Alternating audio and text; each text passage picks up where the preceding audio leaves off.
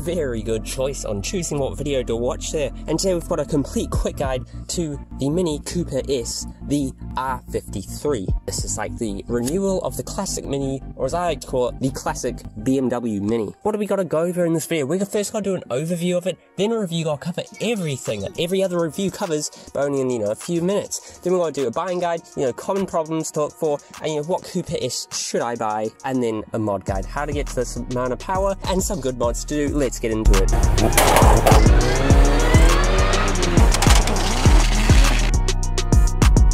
Now, just before we start, I'd like to say there's a whole playlist of these complete quick guides. I'll leave that up in the top right hand corner now. So then, the complete quick guide.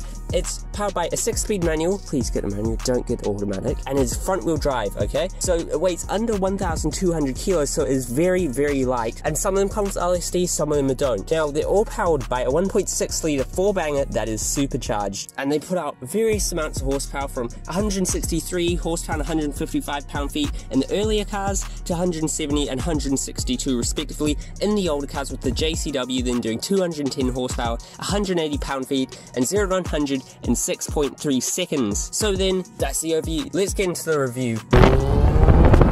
Watch this. Everything everyone else covers, but only in a couple minutes. Watch this. So let's start with the negatives, because we're sad, aren't we? So first of all, there's so many parts that break on these, so many failures, because it is the original BMW Mini.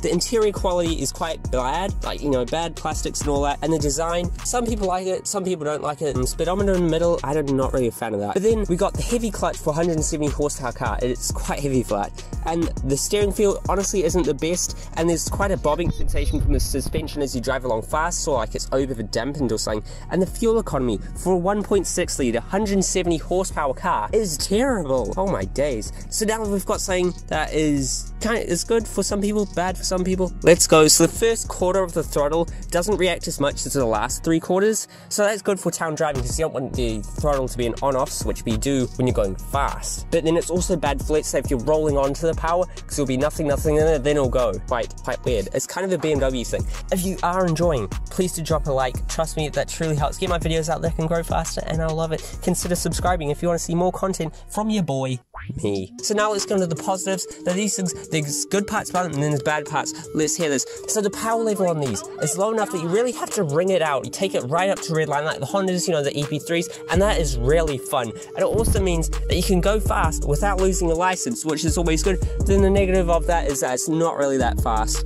And then the gear change, it's precise and sharp, but the throw is quite long. Let's now go on to the positives, completely positive. So down a B road, this is so fun. It's got maximum go-kart feeling, if you remember that marketing campaign. Yeah, it feels like a go-kart. It's got nice, sharp, eager turn-in, very nice. It's very small and easy to place around town or on a B road, because the small shape is always good for that. Bruh. And a supercharger one, sick.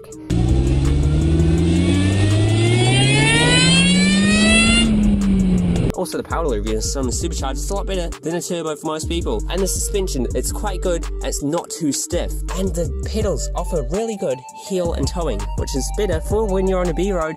Visibility is good, because there's lots of glass all around, and it's a hatchback, you can see right at the back corners, quite good. And then the tack is centered how it should be, just like in a Porsche. But yeah, that weird speed on the middle.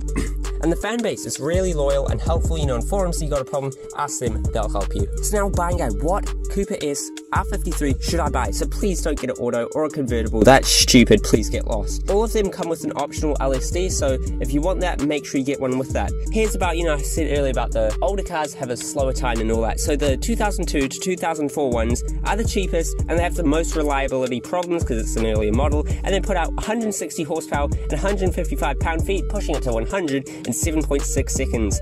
Then there was the 2005 and the 2006 model, which then put power up to 175 horsepower, 163 pound-feet, and now it can do the 0 to 100 in 7.4 seconds, and a lot of reliability issues have been solved with these cars. There's also new exhaust, the ECU supercharger, and shorter gearing, so they are way more desirable than the early ones, but of course, they demand a premium, don't they?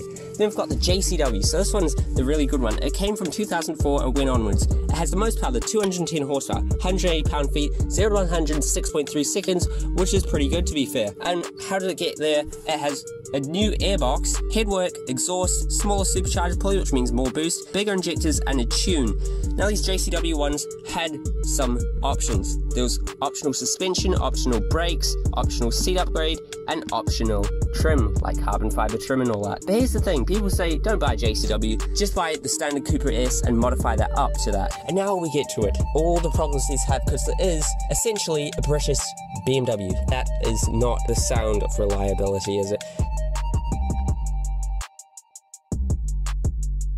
So let's just go through these, because it is a lot. So first of all, I'd just like to say, if you've got a good service history, one of these, they can be really good, especially your oil changes. Like any BMW, oil changes are a very important part of ownership of these. The rear mufflers on these can rust, so a lot of them do have an aftermarket exhaust, so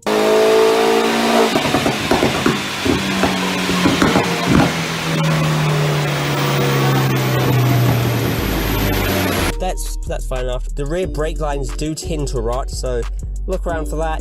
The third brake light does leak water in, so you know, if you have a hose or something in there, just shoot at the rear brake light, and then if it goes into the boot, that's a problem. Get it a little bit cheaper, eh? And then right at the front, these have Xenon headlights, and they are expensive, so when they do fail, some of the owners don't actually replace them, so just make sure that it does have them in there, because yeah, some people don't.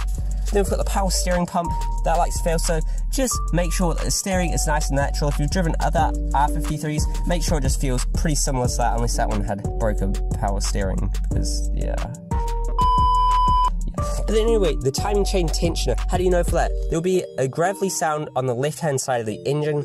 Listen out for that. The earlier cars, the 02 to the 04, the gearboxes are quite bad, because they've got a different gearbox than the later models, and the radiators do tend to leak, so they also have more problems, but yeah, you get the idea. On all in the coolant expansion tank,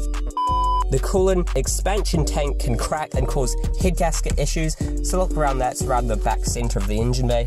The valve cover oil leak is another common one, so look for oil seeping down the head and even down to the block. That'd be really bad.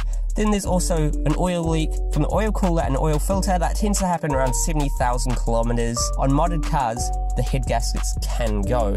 Being a BMW though, pretty much every gasket can go, because that's what BMWs are like, yeah. Then you've got your leaking thermostat O-ring, so there'll be sort of moisture between the intake and the engine. The water pump can fail too, so that's another problem to look for. The supercharger does sort of need reconditioning around 160,000 Ks. Of course, there are more problems if you want it. Just go online. I don't really want to bore you, because those are the main ones that you should look out for, okay? I wouldn't recommend buying an R53 without having a car guy look at it, okay? Because if you're not a car guy and you're buying this, a lot of problems to look for, and you're probably not the best to find it. But now onto the mod guide, because we want to get this thing gangster AF, so not power mods. If you don't have the LSD, get an LSD in it, and you can get some coilovers, you know, dial in that suspension, get nice and low, really good. Some brakes, if you don't have the upgrade brakes, even if you do, you can get some better brakes. And some strut braces will make it a little bit stiffer, nicer handling. So next up, power mods. So you bought a not JCW, you want to get up to JCW power levels. So we'll get to about 180 wheel horsepower, which is, you know, a little bit more. So how do we get to that JCW level power level? We'll need the 15% reduction supercharger pulley and the belt, an exhaust header, and an intake, and of course a tune, and then you'll be there. A really nice power level for these, since they're so light, is 250 wheel horsepower. So we'll do all the mods we just said. They'll add on the ported intake manifold, bigger intercooler, 550cc injectors, and a big valve head and some cams. So yeah, without the head, you'll probably be looking about late 230s without it. So yeah, there'll be 250 at the wheels, sick as heck. You want a lot of power.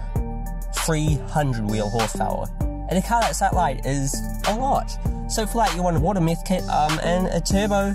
You could either twin charge it, so keep the supercharger, also have a turbo. You can just remove the supercharger, keep a turbo on there, because that'll get you 300 wheel horsepower. Around that mark, you should start to think about building the bottom end. Not necessary, but yeah. And all those power levels that I was talking about then were reliable. I don't want to, you know, give you a power level where you're pushing and you flipping blow it up. Back up your engine! But also, you know, every car's got to be different, and definitely a pro tuner, a tuner who knows what they're doing. And that was a complete quick guide to the original BMW Mini. If you did enjoy, please do drop a like. If you want to see more content, consider subscribing. Check out my Instagram, post some pretty nice stuff. Comment some videos you want to see, and yeah, see you next time.